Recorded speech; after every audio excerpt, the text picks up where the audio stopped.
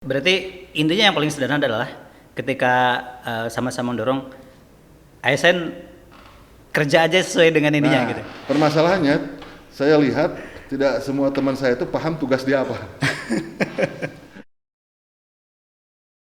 Selamat datang di Ngopi Bareng Hilmi Pramudia Podcast. Teman ngopi saya hari ini spesial. Saya kedatangan Sekretaris Daerah Kota Tasikmalaya, Dr. Andes Haji Ivan Diksan MSI. Pak Sekda, apa kabar? Siap, alhamdulillah. Terima kasih loh sudah mau Siap, terima datang. kasih diundang. Sebenarnya sudah lama loh mau ngundang Pak Sekda ini, tapi alhamdulillah baru hari ini. Ya. Sebenarnya gini Pak, sesibuk apa sih jadi Sekda itu? Jadi sebenarnya kan pemerintah itu tidak hanya kegiatan-kegiatan di pemerintahannya, tapi juga kadang-kadang kan juga harus berpartisipasi terhadap kegiatan kemasyarakatan. Nah ini yang kadang-kadang susah kita prediksi gitu. Tiba-tiba ada komunitas ini mengundang wali kota, Pak Wali kesini. Pada waktu bersamaan ada lagi yang mengundang. Akhirnya kan berbagi tugas gitu. Apalagi masalahnya sekarang wali kota nggak punya wakil kan? Itu salah satunya, betul. Salah satunya jadi apa-apa diwakili sama Pak Sekda gitu. Betul. Kalau misalnya di Pemkot Tasikmalaya sendiri, sebenarnya jumlah ASN itu sekitaran berapa sih Pak? ASN kita terakhir di data itu 6.100 lebih lah, hampir 6.200 ya, 6.182 kalau nggak salah. Dan itu sebenarnya untuk itu termasuk guru. Jadi guru itu ada hampir 2.800-an guru, kemudian ada jabatan-jabatan fungsional, terus pejabat struktural yang non guru itu ada sekitar 3.000 lebih gitu. Kalau itu sebenarnya kalau untuk setingkat Kota Tasik dengan jumlah kecamatan ada 10, kemudian ada 69 kelurahan, itu ideal nggak sih Pak jumlah segitu? Jadi begini ya, jadi sebenarnya kita ini kan sekarang didorong untuk reformasi birokrasi. Nah, ya. Reformasi birokrasi artinya bahwa penyelenggaraan pemerintahan itu bisa lebih efektif, lebih efisien, akuntabel, menggunakan memanfaatkan kemajuan teknologi. Oh iya. Nah, cuman memang permasalahannya kan ini masa transisi ini. Jadi kalau kita hitung secara konvensional memang kurang jumlah pegawai gitu ya. Jumlah pegawai kurang, tapi memang kalau kita akan bergeser ke reformasi birokrasi tadi, ini pasti justru apa ya? Jadi banyak birokrasi yang bisa dipangkas sebenarnya gitu. Itu yang sebenarnya amanat Pak Presiden kan ke sana. Sekarang mungkin lagi proses transisi itu agak dilematis sebenarnya Pak ya. Satu sisi ketika kalau ngomongin digitalisasi itu kan sangat efisien kan gitu. Tapi dengan kondisi sekarang sebenarnya belum ideal juga karena masih ada beberapa yang harus manual. Termasuk juga mindsetnya teman-teman ASN kan itu yang harus berubah. Ini gimana Pak itu ketika harus menyesuaikan sistem digitalisasi? Kalau sekarang kan segala sesuatu itu udah digital tuh Pak, apa-apa tuh harus main internet segala macam. Nah ini soal SDM di Pemkot Tasikmalaya sendiri sebenarnya kesiapan seperti apa sih Pak? Sebenarnya kalau saya lihat sebagian besar ASN kami teman-teman saya ini siap gitu, karena mereka sebenarnya sudah familiar dengan gadget, dengan kan aplikasi yang digunakan juga aplikasi yang sebenarnya tidak terlalu rumit. Jadi kayak misalnya sekarang kita sudah mulai coba bagaimana tanda tangan elektronik. Nah artinya kan tanda tangan elektronik itu bisa dilakukan si pejabat itu di mana saja dia berada kan gitu. Jadi tidak kalau misalnya dulu masyarakat butuh pelayanan, Pak Kepalanya lagi keluar kota 2 hari lagi harus belum tanda tangan. Nah sekarang kan beliau ada di mana saja, sepanjang terkoneksi dengan internet bisa ditandatangan. Itu sudah mulai atau baru Sudah mulai. Sudah mulai. Iya. Nah sudah mulai. Cuman ya itu mesti rajin juga kayak ke saya kan. Kadang-kadang lupa buka aplikasinya, wah Pak udah banyak sudah. Jadi harus itu udah mulai. Dan semuanya harus menyesuaikan berarti ya. Kita sudah lakukan pelatihan ke OPD udah. Nah itu juga termasuk juga perizinan. Jadi kan perizinan juga itu kan akan mempercepat proses perizinan karena memang ya itu tadi misalnya proses penandatanganan rekomendasi, termasuk juga bagaimana transfer berkas begitu kan nanti ke depan dia bisa secara elektronik, nggak harus diantar diperiksa. Nah kan berkas elektroniknya yang berjalan gitu. Nah, ini yang kita harapkan ke sana.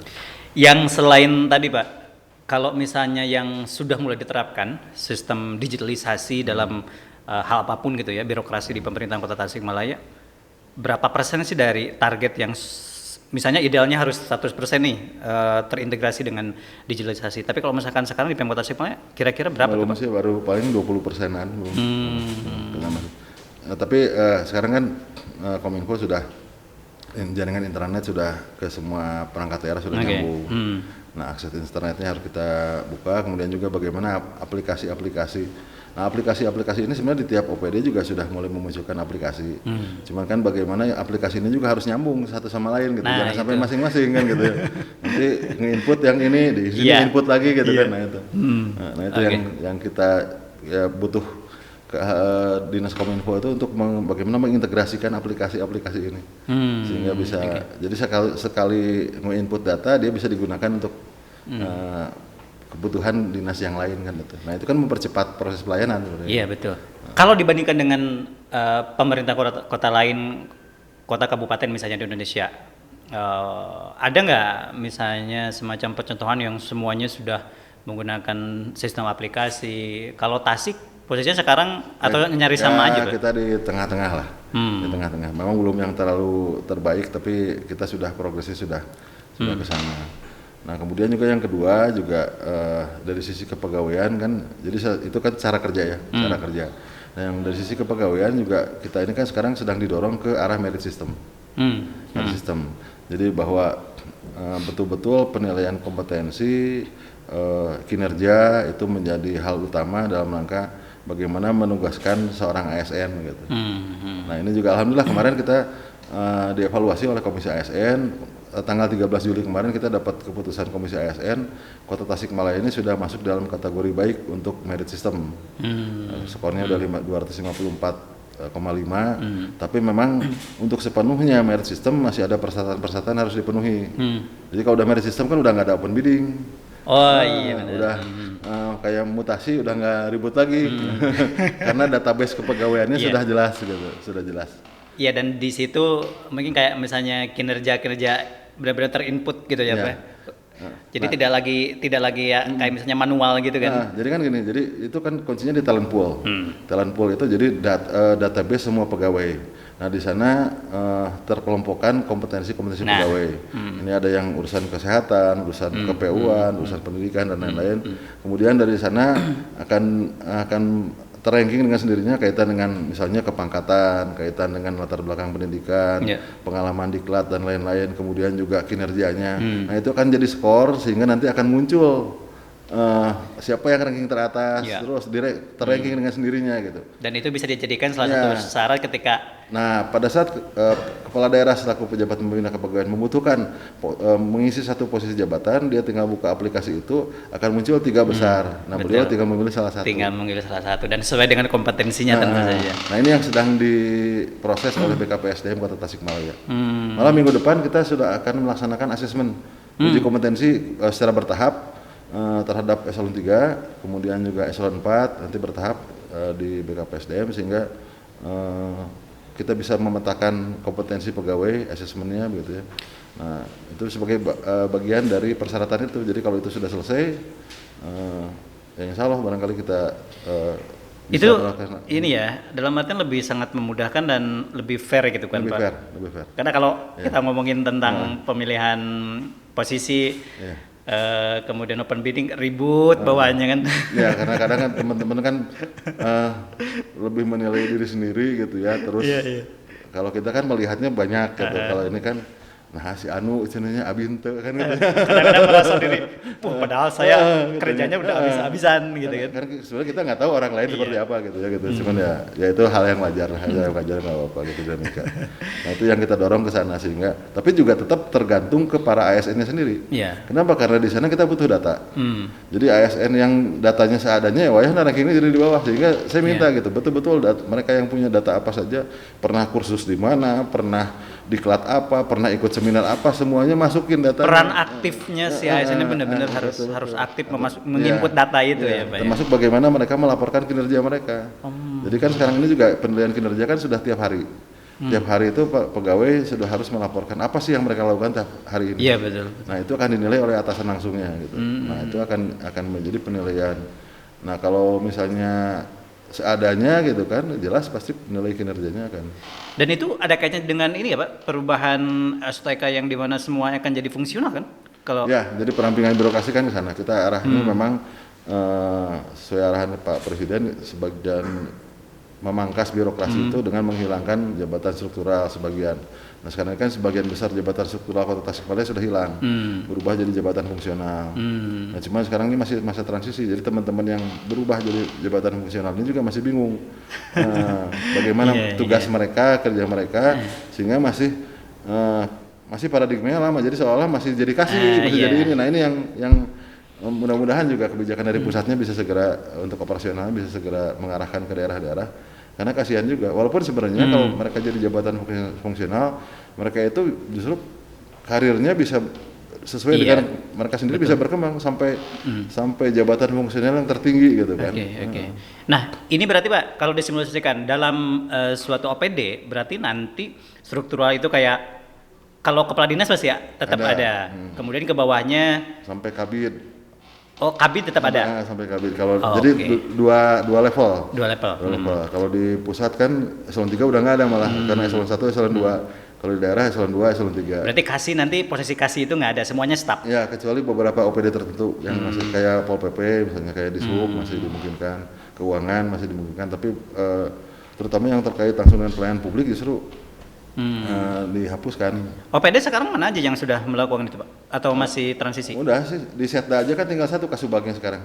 Oh iya. Di Setda tinggal satu. Kemudian juga di beberapa OPD juga sama, tinggal Kasubag TU aja gitu. Urusan internal dapurnya, yang lainnya semua fungsional. Nah bagaimana cara kerjanya juga kita belum menemukan formulasi yang tepat, sambil kita juga menunggu arahan dari pusat gitu, karena ya itu pendekatannya masih pendekatan struktural kayak dulu gitu. Oke. Pak, kemudian ini soal tadi kan memang ketika pergeseran zaman gitu ya, dari yang manual ke digitalisasi segala macam, sebenarnya kan di birokrasi sendiri ASN di Pemkot itu ada yang muda, ada yang misalnya sudah kadang-kadang melek gadget itu agak-agak kesulitan. Nah persentase itu ASN di Pemkot Tasikmalaya seperti apa sih kalau misalkan dari sisi umur gitu? Memang yang paling ini yang generasi muda ya, 40 tahun ke bawah gitu. Tapi juga generasi saya juga sebenarnya masih rajin ini. Berstatus kan teman-teman saya juga. masih rajin update gitu ya, Pak. Rajin update. Jadi sebenarnya tidak terlalu kesulitan ya ketika. Enggak, saya pikir. Oke. Karena rata-rata kan pegang HP, pada saat pegang HP pasti mereka berakses internet. Karena itu kan tinggal menyesuaikan dengan aplikasinya aja sebenarnya. Iya, karena memang karena udah tuntutan walaupun mereka harus belajar mungkin ya Pak ya.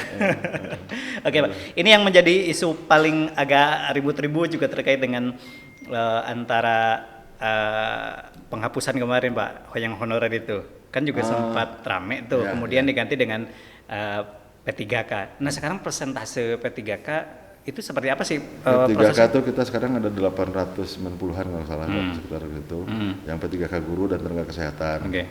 Nah memang kebijakan pusat kan ke depan itu non ASN itu artinya non ASN kan tenaga kontrak dan lain-lain itu nggak ada. Tapi bukan berarti, nah kemudian diarahkan ke formasi P3K.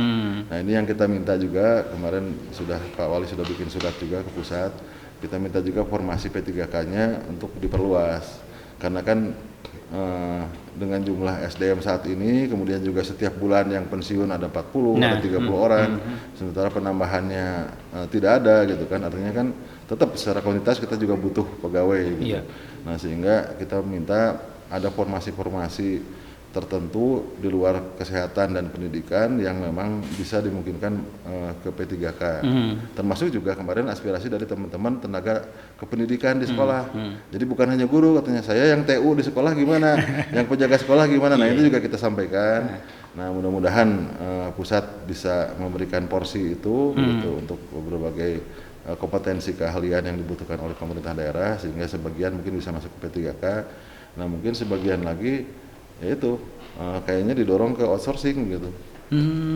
Outsourcing juga kan harus diperluas, sama harus diidentifikasi juga, sehingga sekarang kita minta juga ke seluruh OPD agar teridentifikasi sebenarnya jabatan-jabatan apa sih yang sekarang ini diisi oleh teman-teman non ASN ini gitu di OPD-nya masing-masing.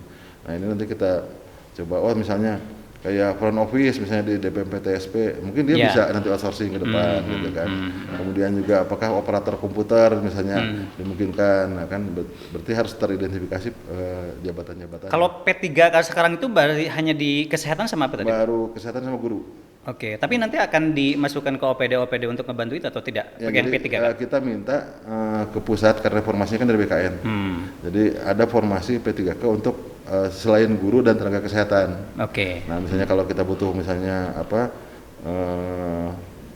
desainer atau butuh tenaga teknis KPU-an, nah bisa juga kalau formasi PNS-nya nggak ada, misalkan bisa disiapkan di P3K. Nah ini harapan daerah-daerah juga kelihatannya itu. Itu. Ya walaupun kan yang jadi masalah lagi itu ketika di beberapa daerah gitu Pak Sekda, ini terkait dengan pengangkatan P3K itu banyak yang daerah itu nggak mau karena kan dibebanin ke APBD kan. Tasik ini gimana? Iya, sama. Sama. Ya artinya kan tetap dari DAU, artinya beban DAU dana alokasi umum kita ini kan jadi ya untuk belanja pegawai jadi semakin meningkat. Nah itu juga kita berharap sih dana perimbangan dari pusat bisa bertambah juga. Gitu. Kan karena dulu kan pegawai itu kan dianya sama pusat. Nah ya kita berharap sih dana perimbangannya bisa menyesuaikan lah gitu ya. Karena satu sisi juga ke depan ini kan nanti 5 tahun mendatang itu daerah itu belanja pegawai tidak boleh lebih dari 30% APBD maksimal. Nah ini kan tantangan yang berat. Tambah pusing juga sebenarnya. Sekarang ini kan Kota Tasik ini udah sekitar 41%-an. Oh, harus memangkas sekian. Nah sementara P3K-nya nambah yang harus dibayar gitu. Nah ini kan jadi dilematis. Satu sisi apakah berarti kalau kita harus memenuhi 30% ke depan, berarti kan yang diterima pegawai harus dikurangin. Ini kan tidak populer gitu ya. Atau kita meningkatkan pendapatan asli daerah. Nah itu. Pendapatan asli daerah yang harus kita optimalkan. Memang sekarang juga Bapenda sedang sangat giat bagaimana menggali potensi pendapatan asli daerah. Tapi juga jangan sampai memberatkan masyarakat. Iya, setuju sih kalau itu. Jadi kalau yang berapa persen Pak nyedot APBD yang sekarang untuk membayar P3K itu? P3K itu jumlahnya ada, walaupun mungkin tidak sampai 10% kan? Sekarang kalau rata-rata 2 juta aja kali 1 bulan itu udah lebih dari 2 miliar itu. Lumayan juga. Lebih dari 2 miliar. Itu hanya untuk yang formasi misalnya sampai 1.000 gitu ya. 1.000. Waduh, iya. Sampai 3 miliar malah karena dia kan ngikutin gaji PNS gitu ya. Iya, 3 miliar lebih. Kalau 12 kan udah 50 miliar gitu.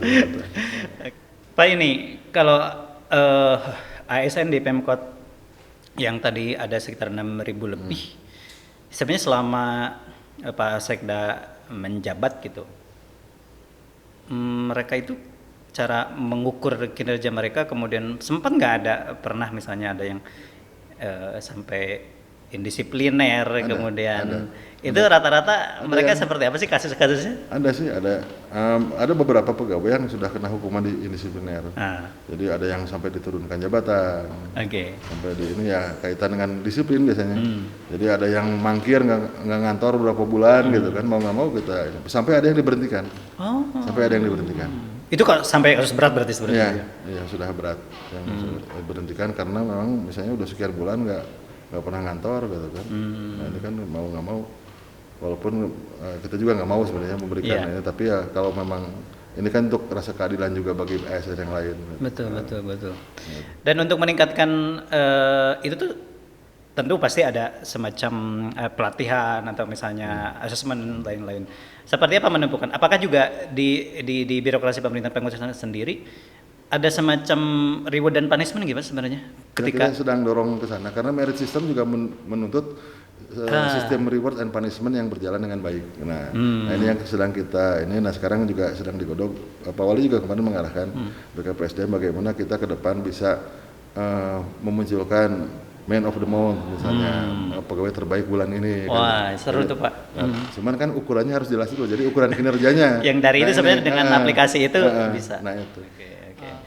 Oke, dan apa nih Pak strategi Pak Sekda sekarang kan RPJMD sudah di ujung nih gitu, 2022.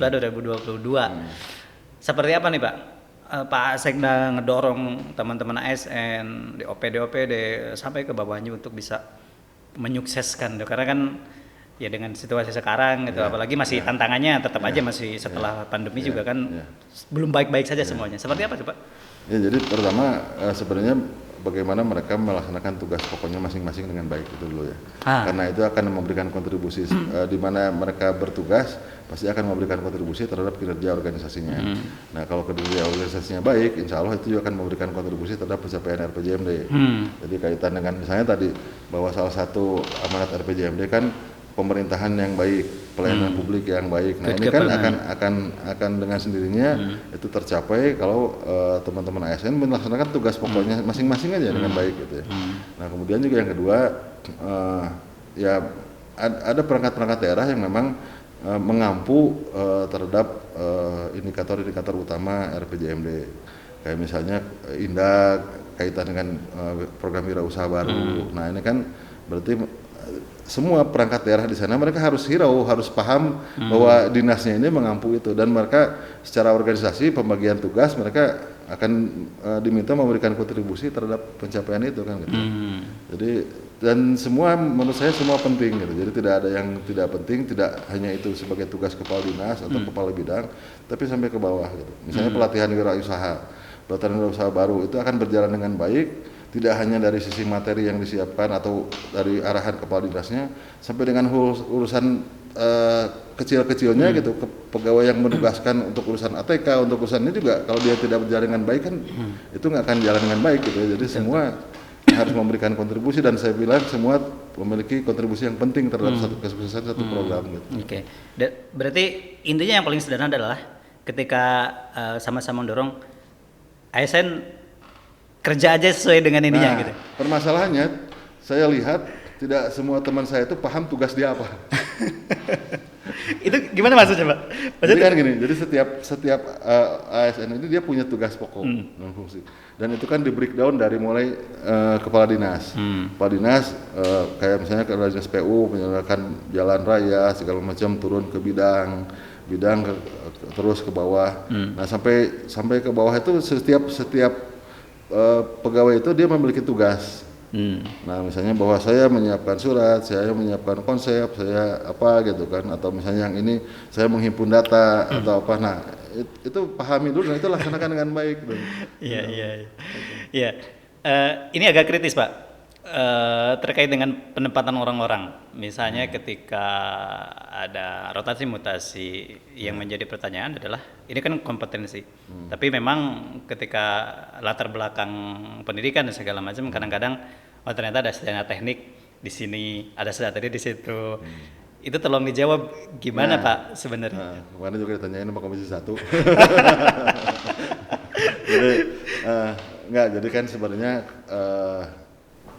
pegawai itu kan dinilai juga dari cara kerja dia, kemudian track record dia, pengalaman jabatannya, selain juga latar belakang pendidikan dan keahlian. Memang nanti kalau saat uji kom baru muncul sebenarnya keahlian dia apa, tapi dengan track record yang kita nilai begitu ya. Nah, kemudian juga dipaskan dengan posisi yang akan dia tempati. Jadi kan posisi itu kan ada tugas pokoknya. Jadi misalnya tidak semua di dinas kesehatan misalnya dia harus berurusan dengan urusan kesehatan, kan gitu kan. Ada hal-hal yang lain seperti rumah sakit juga kan sama gitu. Jadi siapa sih yang pas, kemudian tantangan apa sih yang kita kan, tantangan apa yang sedang dihadapi dinas itu, dan siapa orang yang pas di sana kan gitu ya. Ya mudah-mudahan pas gitu kan. Mudah-mudahan pas karena ya kita melihat di sana gitu. Jadi kemudian juga ya harus kita berikan kesempatan dia untuk bisa dan berharap mungkin gini ya, ketika dikasih tugasnya itu dia belajar benar-benar untuk berproses gitu Pak maksudnya. Ya itu, jadi setiap pegawai itu kan tetap konsepnya itu. Setiap pegawai ditempatkan di mana dia harus paham dulu tugas dia apa. Kemudian bagaimana dia bisa memberikan kontribusi sehingga tugas itu bisa dilaksanakan dengan baik kan itu. Nah, itu. Jadi apalagi semakin atas itu kan sifatnya semakin manajerial, tidak teknis. Betul. Tidak teknis. Jadi kan Yang dibutuhkan adalah kepemimpinan leadership. Kepemimpinannya. Jadi kan bagaimana dia membagi tugas anak buah, bagaimana dia memahami itu. Jadi kayak saya juga pernah jadi kadis PU, kan saya tidak pernah berlatar belakang PU gitu ya. Tapi kan saya belajar gitu ya, memahami. Dan kan yang penting kan ini berapa meter yang sudah jalan kota yang sudah di hotmix misalnya kan, urusan menghotmixnya bagaimana itu urusan kabin kan gitu, urusan yang teknis gitu ya. Gitu. Oke. Kemudian ini Pak, sekarang itu yang harus dijawab tuh untuk bisa tetap si ASN ini punya tugas dan fungsinya tidak terlibat dalam.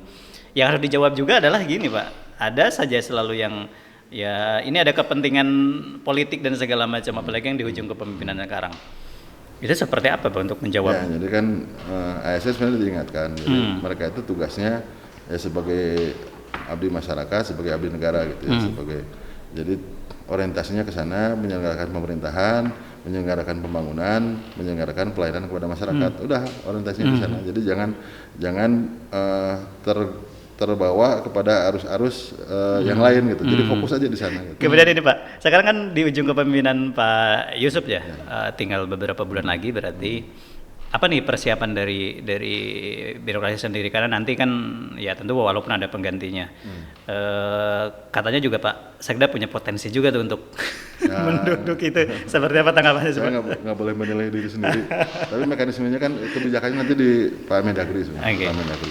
Jadi kita tunggu saja gitu ya, mudah-mudahan pasti beliau juga memberikan kebijakan yang terbaik untuk daerah-daerah gitu kaitan dengan pejabat kepala daerah menunggu pilkada kan gitu. Oke.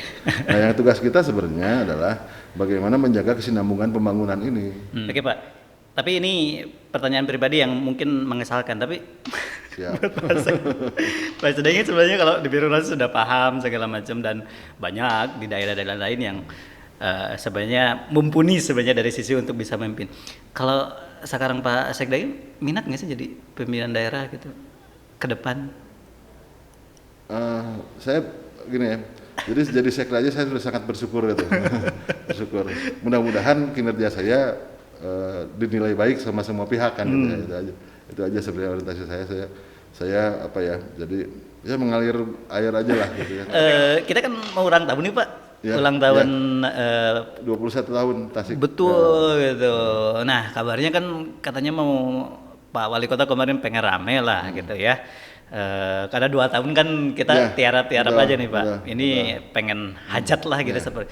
Ini sudah ada obrolan-obrolan seperti apa nanti Pak? Ya, insya Allah. Jadi Pak Wali juga sudah mengarahkan. Jadi karena memang alhamdulillah kita sudah mengatasi pandemi COVID sehingga memang sudah saatnya kita rayakan ulang tahun Tasik ini dengan lebih meriah, melibatkan semakin banyak masyarakat.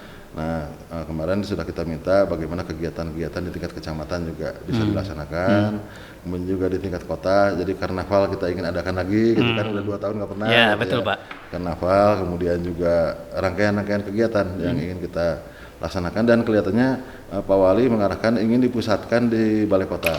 Pak Wali kemarin katanya pengen seminggu ada wayang, ada segala macam. Bener itu Pak? Ya, jadi ini juga bagian dari perencanaan. Jadi pusatnya di Balai Kota. Jadi jangan dianggap bahwa kalau di Balai Kota itu pestanya syukurannya para birokrat. Justru kita berharap bagaimana masyarakat bisa semakin dekat dengan birokrasi. Silakan hadir di Balai Kota gitu. Setuju sih Pak. Pak Wali kemarin berharap kita siapkan panggung kesenian, kita tampilkan berbagai potensi kesenian Kota Tasikmalaya. Mudah-mudahan bisa dicapai 1 minggu begitu. Kemudian juga kita coba kolaborasi dengan berbagai pihak, dengan BJB, dengan yang lain begitu ya, yang mendukung. Mudah-mudahan termasuk juga mungkin dengan radar, misalnya kita kolaborasi dengan pasti Pak dengan ulang tahun Tasik sehingga lebih meriah dan betul-betul gaungnya dirasakan oleh seluruh masyarakat. Tapi ya memang kritisannya lagi ya, dalam artian jangan sampai ulang tahun hanya hajatnya birokrasi gitu kan. Makanya, itu yang harus di ini ya banyak tugasnya. Makanya kita juga ingin melibatkan sebanyak mungkin berbagai komponen masyarakat sebenarnya. Jadi tidak hanya sehingga ya saling berkolaborasi lah. Jadi tidak harus bahwa semua berbasis anggaran misalnya, tapi juga ini bisa ada kontribusi dari berbagai pihak, silakan. Kemudian juga bagaimana melibatkan potensi-potensi masyarakat. Nah, ini juga yang kita. Yang kemarin muncul itu ini juga terkait dengan katanya sudah dapat anggaran besar tuh Pak. Yang 500 juta itu dari mana atau untuk apa sih sebenarnya? Jadi kan gini. Jadi di APBD ini sebenarnya belum dianggarkan. Iya. Jadi karena memang pada saat nyusun APBD tahun lalu itu kan kita masih berpikir ini pandemi masih ada nggak? Masih fokus ke pandemi gitu ya Pak ya anggarannya. Takut misalnya kita anggarkan ternyata nggak bisa gitu. Sehingga hanya yang formalnya aja, hanya untuk upacara, untuk paripurna DPRD itu yang ada. Nah untuk yang lain, sehingga memang sekarang ini kita mau tidak mau coba membangun kolaborasi, dan alhamdulillah kemarin Pak Wali ketemu dengan itu dari BJB katanya akan membantu. Jadi Pak Wali ketemu dengan Dirut BJB langsung dengan Pak Yudi, kita sampaikan, Pak Wali menyampaikan rencana ini, dan alhamdulillah BJB siap mensupport gitu. Nah ini kan salah satu, ini mungkin kita juga akan minta dukungan-dukungan dari berbagai yang lain. Kita juga sudah bicara dengan BI, misalnya BI juga siap mendukung terkait dengan pameran, mungkin terkait dengan apa, kemudian juga dengan berbagai pihak. Nah, mudah-mudahan kita berharap, karena ini ulang tahunnya Tasikmalaya, jadi kami berharap semua bisa memberikan kontribusi terhadap kemeriahan itu kan.